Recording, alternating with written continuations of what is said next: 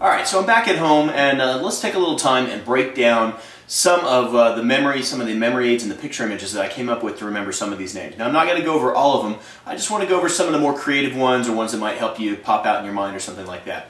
So we started out with Barbara Shannon Bannister. So for that one, I literally pictured, she had very curly hair, and I literally pictured somebody that I know named Barbara sliding down these curly cues.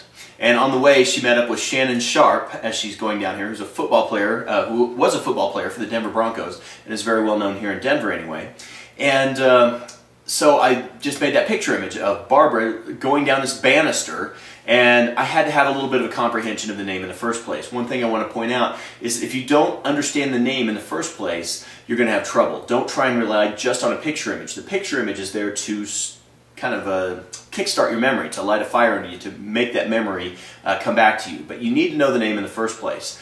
The thing is, you know these names. Once you meet somebody and you hear their name, you know it. It's just that you're having trouble recalling it. So these picture images help us recall it.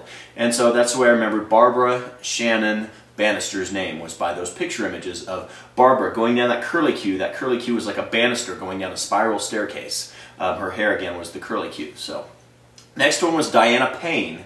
That she had a very predominant red outfit on. It was a red sports coat almost, like a business suit. And fairly uncommon to see that color of red in, or a sharp red one like that. So not likely anybody else is going to be wearing that in a group of 20 people. So I pictured it almost like royalty, like almost like I was thinking like the royal guards in England. So I was thinking of royalty and Diana. So that's the connection there I made.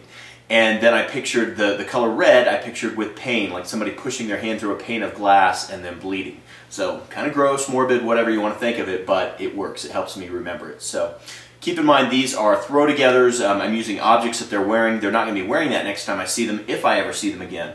But in a group of about 20, 25 people like I had that day, first and last names, so that's about 50 names to try and remember, you're doing anything you can to just try and remember those as fast as you can.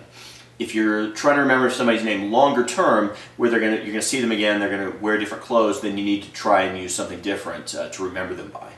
So let's see, the next name was Jeannie Davis. She's a good friend of mine, so I'll skip that one. Next guy was Chuck Cross.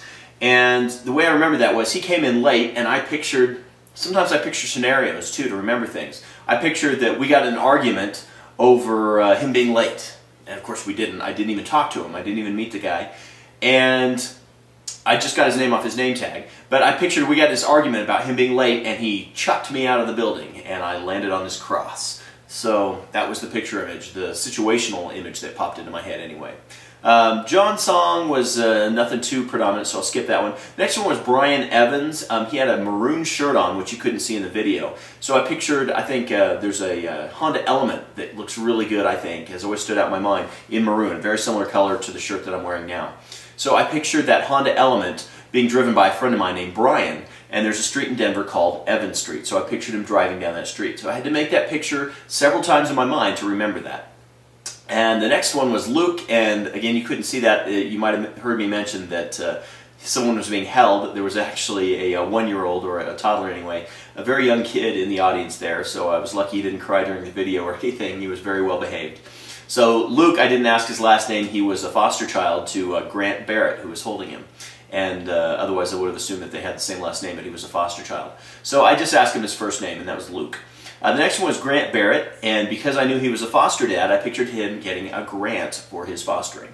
And I don't know if there's grants issued per se for fostering, but that's what I pictured. And there's a crossbow, or made by a company, by a bow and arrow company called the Barnett Company, that makes crossbows. And I pictured Barrett for Barnett. It's very similar, although I had to make that distinguishing difference between the names.